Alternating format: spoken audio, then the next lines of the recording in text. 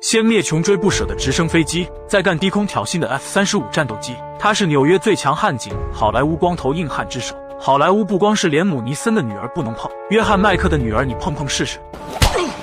女儿在车中谈恋爱，不料被老父亲一把将小伙拽出车外。没有比他再惨的父亲了。女儿不光是直呼他的大名，还告诉男朋友他的父亲早已经挂了。原来露西一直和父亲冷战，最终约翰还是没有争取到和女儿仅是谈谈的机会。约翰曾3次拯救世界，是一名纽约最强悍警，但是现在的他却是一个婚姻失败、女儿叛逆的光头老父亲，每天过着朝9晚5的上班生活。而这一天又一项重要任务下发到他头上，现在是半夜3点，上司派他去逮捕一名黑客，然后送到 FBI 那里接受审讯。约翰很不高兴，这点小事找几个小警察去就好了。上司告诉他，联邦调查局要求必须是资深警探去办案，约翰这才勉强答应。姑娘关灯后，约翰驾车离开，黑客小